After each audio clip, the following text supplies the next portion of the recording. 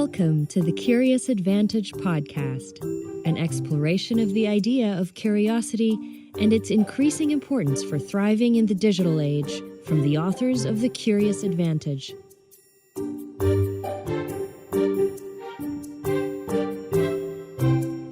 Welcome to the Curious Advantage podcast series. The Curious Advantage is about how individuals and organizations use the power of curiosity to drive success in their lives and organizations, especially in the context of our new digital reality. I'm here with Paul Ashcroft, one of my co-authors. Hello. I'm Garrick Jones. We've also written this book with Simon Brown. Curious Advantage brings to life the latest understandings from neuroscience, anthropology, history, and behaviourism about curiosity and makes these useful for everyone, telling stories that everyone can relate to. At the heart of the book is our model of curiosity, which we call sailing the 7 seas of curiosity. And this model provides individuals with a practical framework for how to be successfully curious and use curiosity as a power skill to unlock their own potential. And today I'm delighted to say we're joined by Theo Anagnostopoulos, who is going to be talking to us about community, coming from a man who is deeply involved with community, both online and off. Welcome, Theo. Hi, nice to be here. Can you tell us a little bit about yourself and the communities you're involved in? I'm a scientist. In fact, I'm from Greece, but I did a lot of my studies in the UK. In the 90s, I studied molecular biology and genetics, and I did many years of academic research. While doing my postdoc, I realized that when I was at parties and people would ask me, okay, what is your postdoctoral research on? Then I would say, oh, it's simple. It's on the DNA sequence variation on the human XQ22, which is the human X chromosome. And then they'd say, oh, that's fascinating. What else? What else do you want to talk about? And they would change the subject. And this kind of was the motive for me to start thinking, okay, how can we get people to engage with scientists? How can we get people to understand a little bit of science? What were the most important principles about scientific dissemination that you became aware of? It's the fact that the people, the citizens, need to get a deeper understanding of a little bit of basic science and how this connects to our everyday lives. So, for example, one of the major issues is obviously climate change. Climate change seems to be much more straightforward these days, and it's at last is attributed to humans mostly. Well, it wasn't in the late zeros or the early tens. So it's a topic that took a great while of effort for this to disseminate across. Another topic, which it's in the news nowadays, is the anti-vaccination movement, which peaked in 2016, 2017 because of all the fake news and all the the great anti-vaccination movement which arose in the social media. A third and even more far-fetched example is the Flat Earth Society. Which is, it might sound amusing, but there is a conference every year in the United States for the flat earthers. You picked 3 quite big examples and quite varied examples there, Theo. So we've been talking about curiosity. Okay. Could I ask you, what does curiosity mean for you, and what's the role of curiosity in the dissemination of science and scientific ideas? I think if I were to use one word, I would say that everybody is born a scientist. Everybody is born curious. Now, somehow society manages to delete that option. Society dictates how we should behave, how we shouldn't be scientists any longer. So to elaborate on this, you have a little kid, a little baby that they're testing around everything that is on them, around them, anything that they can touch. And then you've got the parents, the system, the society saying, oh, don't do this, don't touch this, don't pull this, try and do it this way. And then you have the school, which everybody needs to sit down on a chair, everybody needs to obey, be quiet. What I'm saying is that somehow we have this, as I call them, the social software, which is actually downloaded into our hardware, the early humans, we become less of scientists, less curious somehow. I met a neuroscientist the other day who was talking to me about gossip. And they had shown that when people gossip, it fires the social parts of our brain. And one of the theories that they had was that when we hear gossip, we might be hearing information that is useful to us or might be useful to us in a safety situation it might be contextual. It might be something about people that we didn't know. And that might be useful information to us, which allows us to connect with people, which is why it's so compelling. This is what Yuval Harari says in Sapiens, that gossip could be the one differentiating factor from Homo sapiens to the other species that, created the communities.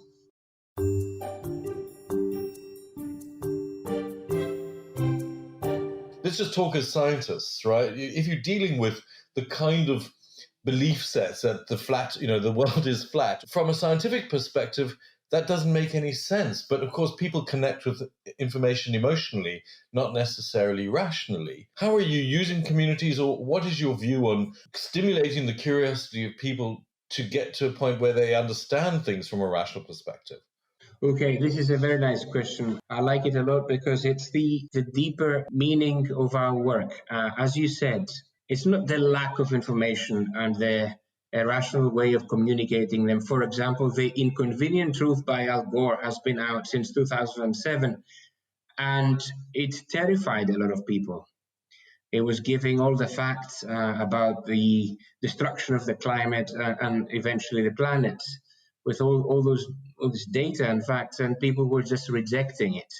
So for us, the mechanism is to create engaging, fun, educational methods that will not necessarily seem as teaching, but it would feel more like an engagement.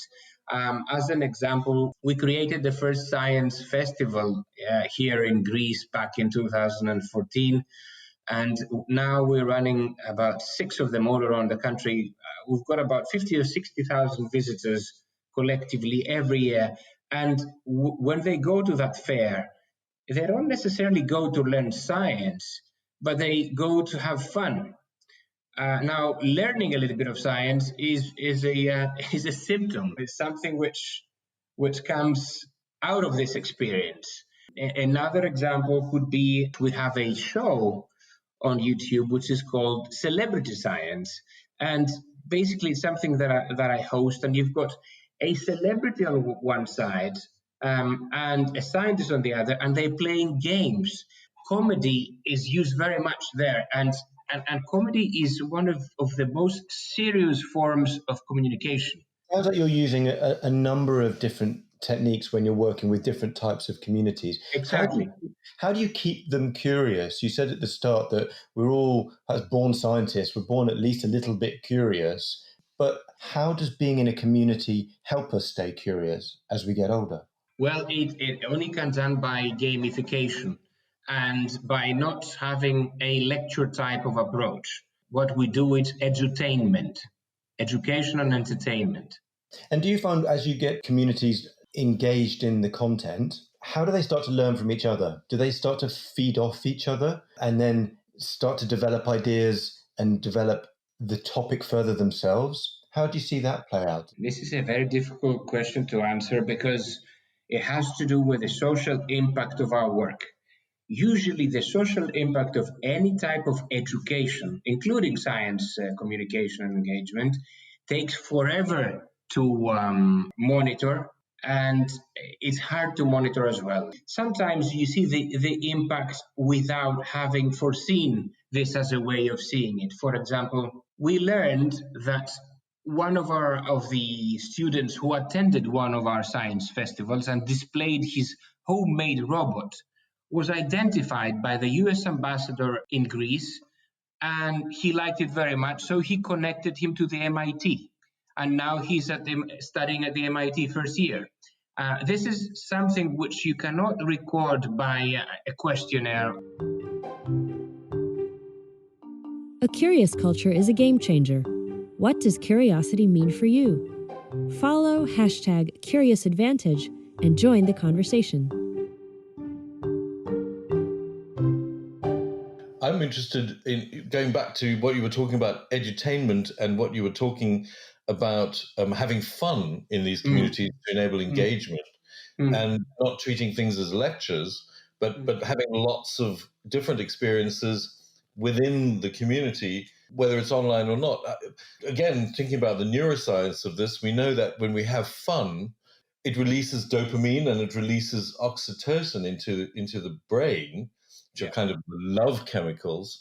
But these neurotransmitters have an impact on laying down memories and are really powerful to enable us to create new links in the brain, new links that create new contextual ideas, or links that kind of reproduce the contextual information from another system. It's the idea of these chemicals being laid down when we have fun together in a community that are really a huge part of how we learn and how we move forward being curious. How do we do that online if all of this is moving to digital and digital learning and digital curiosity, if you like? What are your thoughts, Theo, about how we can ensure that we having fun in communities in an online context? We've run one major program all around Greece, both physically and digitally, and we realize that the best result comes out when it's phy-gital. Phy-gital, that's a physical and digital? What does phy-gital mean? Exactly, this is what it is. Let me give you this little case study in a few seconds. We are training the trainers, the scientific trainers of remote areas all around Greece, and we train them into STEM, science, technology, engineering, and maths.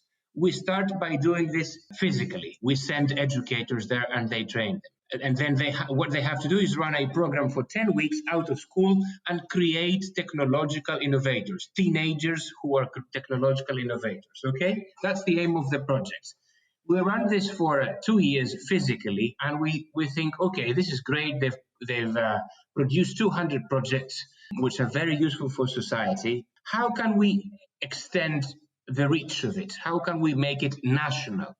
And then we start a platform which teaches STEM online. And we run the platform for 1 year without having the physical part. And we see that the number of projects being created, for example, even though we go to the whole of the country, is almost as similar as before. So we realize that, people, maybe the culture isn't ready to go 100% digital, or you still need the educator in the classroom, but somehow use some of this time or knowledge by having acquainted it digitally. So it's a hybrid model which basically uses both educators and digital knowledge. How does this work in practice? What's the experience of the learner in this situation? It's pretty good, actually. We still do the physical training of the teachers, but we provide a lot of DIY workshops, a lot of experiments on this digital platform, and a lot of the communication between villages and towns with online tools. So a lot of the thinking and the cross-collaboration between teams of students and teenagers is done digitally, and this helps very much. You mentioned the book from Al Gore around climate change, and that perhaps it's not enough just to provide the information. What we need to do is really mobilize a community around that so that they start to unpack it for themselves and explore it and start to disseminate it further. Do you have any experience or ideas about how that works? Well, I have an experience directly from Al Gore because I was amongst his first, 500 ambassadors. He trained some people personally to go and spread his messages. So he did exactly what you're saying. He tried to empower people to convey his message and basically clone himself in a way. But it didn't work so much because we went around and we started giving the same lecture. I don't think that at the time the society was mature enough, ripe enough, so that they would engage so much more with this huge issue. I don't think it's ready now. There's major political decisions that are happening that are against the climate at the moment. Often society always rejects new big ideas, and, right? And there's always, I like the idea of waves and counter waves in new information moves through the system of humanity. Every time you have a great wave of information like Al Gore put out, you might get a backlash until you get a general consensus within the population about what the belief set is, and it becomes homogenous. It's a little bit like viral. It's a little bit like viral infection of ideas. Yeah, and it really has to touch, as you said earlier, the emotional part of the citizens. So I will give you a second example on something which is related to climate change. 2018, we had wildfires in Athens, really strong wildfires that killed 100 people. That was unprecedented. We, as SciCo, the organization that I'm involved with, we thought, okay, let's call all the citizens, and we posted on Facebook and said, anybody who has any idea about innovation regarding how we can prevent wildfires, how we can alarm people when they're on, how we can show escape routes, etc. So anybody who is related to engineering or technology or forests, they should come to our offices and we will create technological innovations to combat this issue. So this was going on during thing as a kind of social response to this. Yeah, we started it here and became viral big time, and there were hundreds of people who came to our offices on that particular day, and this was the first so-called citizen science project in Greece, that people responded to something that they knew for decades that is a consequence of climate change. Yeah. But they only acted to it when it actually became tangible and related to their neighborhood and their friends who burned alive. Yeah, very sad. But also human nature, the idea that things go viral and people mobilize when they are tangible and they feel that they can be affected by them.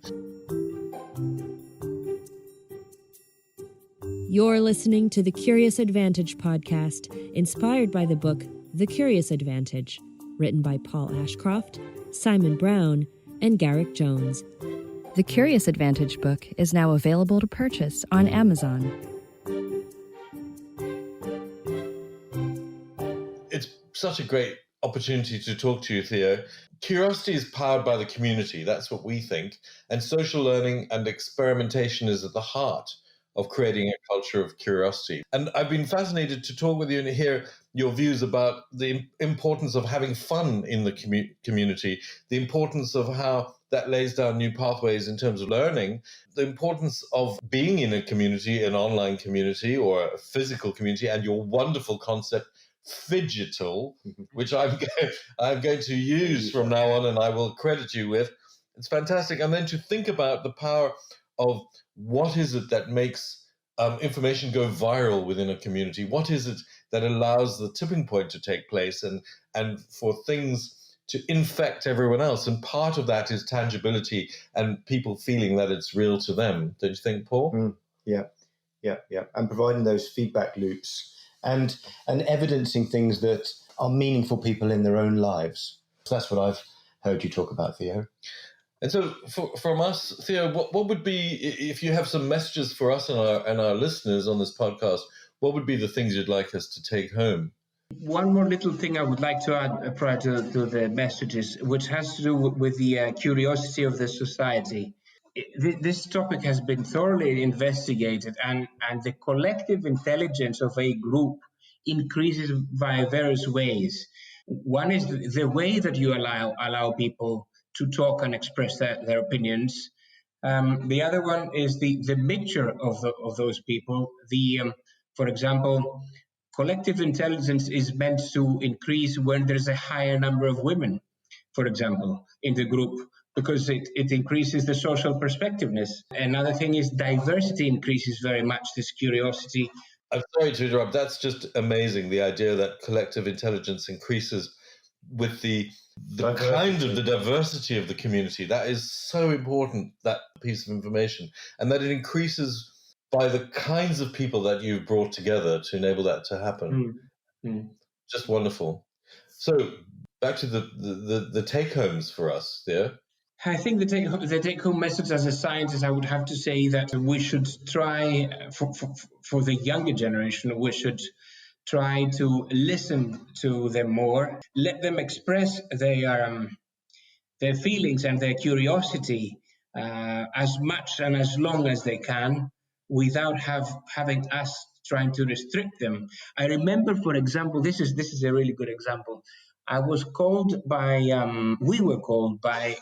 the teacher of our son when he was 6 or 7, and we were said, "Oh, you know what, your kid, there's an issue with him." I said, "Why?" He says, "He doesn't draw into the frame." And I said to my wife, "Is this a problem? Because I think this is wonderful."